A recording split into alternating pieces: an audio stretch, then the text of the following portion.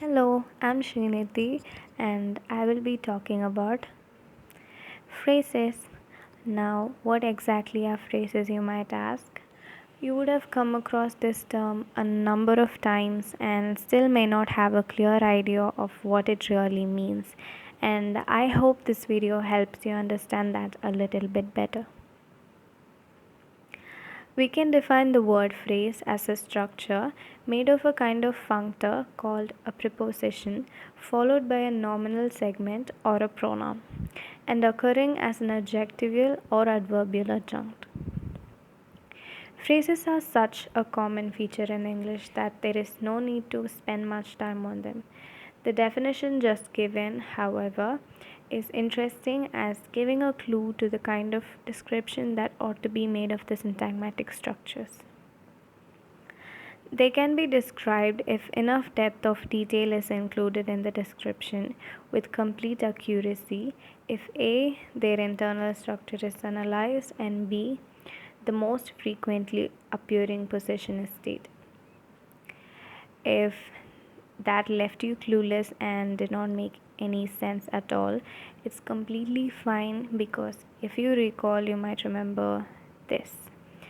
Phrases are such a common feature of English that there is no need to spend much time on them.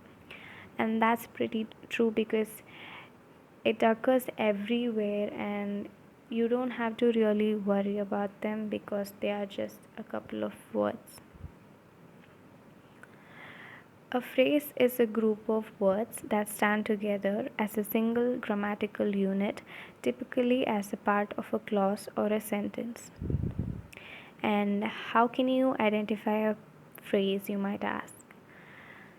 A phrase does not contain a subject and verb and consequently cannot convey a complete thought. For a lack of better word, a phrase is incomplete in sense. A phrase contrasts with a clause. A clause does contain a subject and a verb and it can convey a complete idea. And if you want to differentiate a clause and a phrase, because both of them are a part of a sentence, a clause, if taken into consideration separately in its own form, it will still make sense, but phrases will never make sense in its separate form because it is always a part that makes the whole of a clause or a sentence. And that is the basic differentiation that will help you identify them. Let's understand this a little bit better by comparing a phrase with a sentence. A phrase will not express a complete thought or opinion. It does not have a subject, predicate, or both. It does not start with a capital letter and end with a punctuation mark, which in turn implies that it is not complete in its own, and it's always a part of a clause or a sentence. It does not give complete information about the subject or predicate. To sum it up, it is a bunch of words that will not make sense on its own, and it's always a part of another clause or a sentence. Next is the types of phrases. The first is a noun phrase.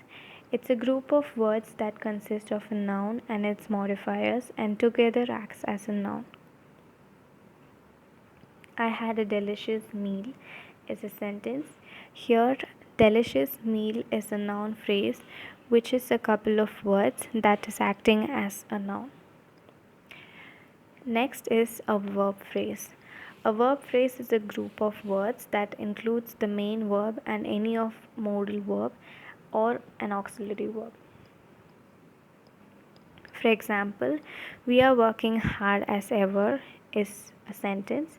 Here, are working hard as ever is a verb phrase that is acting as a verb, its modal and auxiliary verbs.